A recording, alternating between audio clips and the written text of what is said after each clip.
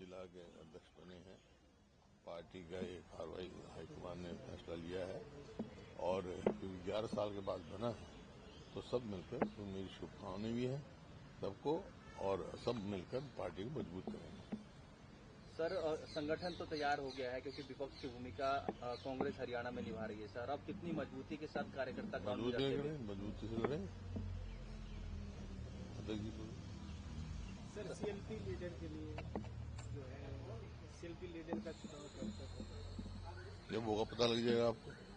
Sir, ये जो नियुक्तियां हुई है अगर संगठन की मजबूती के तौर पर देखा जाए क्या परिवर्तन करने वाली होंगी, क्या मैसेज देने वाली है? पहले जिले के प्रधान थे नहीं हमारे, जिले के हो गया, अब जिले की कमेटी बनेगी, उनके सचिव बनेंगे, वाइस कार्यकारी अध्यक्ष बनेंगे, वाइस प्रेसिडेंट बनेंगे, पूरा संगठन मजबूत रहेगा, नीचे तक बनेगा, ब्लॉक के भी बनेंगे।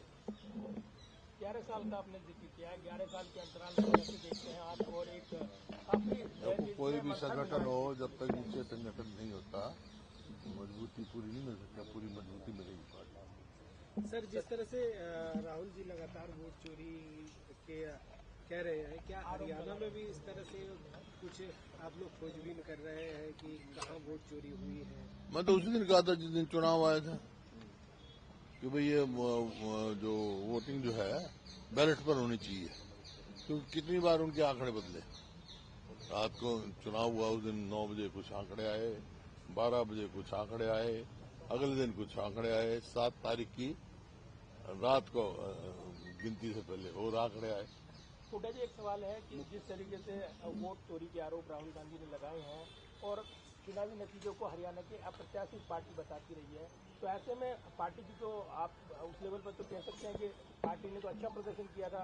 अगर वोट चोरी हुई है उस वजह से कांग्रेस हारी है, तो सीएलपी लीडर पर क्या कांग्रेस का जो दावा है और आपका जो दावा है? सीएलपी का उससे क्या मतलब है? सीएलपी तो जो कांग्रेस के विधायक हैं वो चुनेंगे।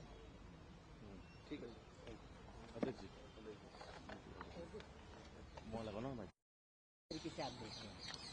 खुशी की बात है कांग्रेस पार्टी के लिए हरियाणा प्रदेश में जो 11 साल से संगठन नहीं बन पाया था उसकी शुरुआत हो गई है और जो मेन कड़ी है जिलाध्यक्षों की उनकी घोषणा हो गई है।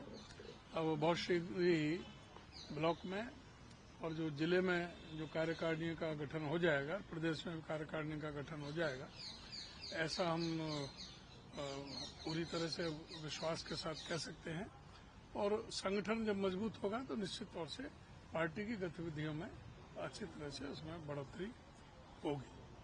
सर, 11 साल लग गए संगठन बनाने को लेकर, लगता है कि अब कांग्रेस और मजबूत होगी हरियाणा की? तो निश्चित तौर से जब संगठन होता है तो कुछ और मजबूती मिलती है। कांग्रेस पहले भी मजबूत थी हरियाणा में, बहुत आपने देखा होगा कि भाई पार्लियामेंट के चुनाव में भी कांग्रेस की वोट परसेंटेज भाजपा से अधिक था और विधानसभा में 0.6% का डिफरेंस रहा और उसके कई कारण थे, जैसे बताया कोई ईवीएम मैनिपुलेशन भी था और ये जो वोटर लिस्ट में जो गड़बड़ी है और जब ये प्रूव किया है राहुल जी ने तो ये सारा सभी जगह ये हुआ है।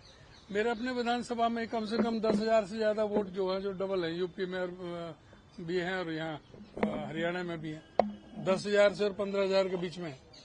तो ये सब जगह ही ऐसे वोटर लिस्टों में भी मैनिपुलेशन हुआ है।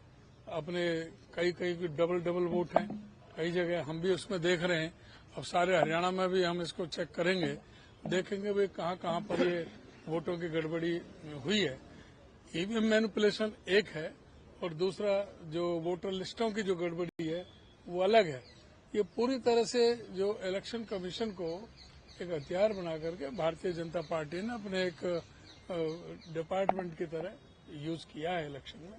ये किसी से छुपा हुआ नहीं है। ये जो लिस्ट आई है अगर इसको देखें तो इसमें सोशल इंजीनियरिंग का फार्मूला दिखाई दे रहा है, सभी को समायोजित करने की कोशिश की गई है, जो छूट गए हैं उनको भी जगह दी जाएगी। नहीं सर, पार्टी ने बहुत सोच समझ के पूरा इस पर 6 महीने प्रक्रिया चली है, सोच समझ के जो निर्णय लिया है उसके लिए पार्टी का बहुत बहुत धन्यवाद हाईकमान का भी, और साथ ही जिनको जिम्मेदारी दी है उनको बहुत बहुत शुभकामना और बधाई कि वो मिलकर के पार्टी को आगे लेकर चले। ठीक है सर, धन्यवाद। Thank you so much.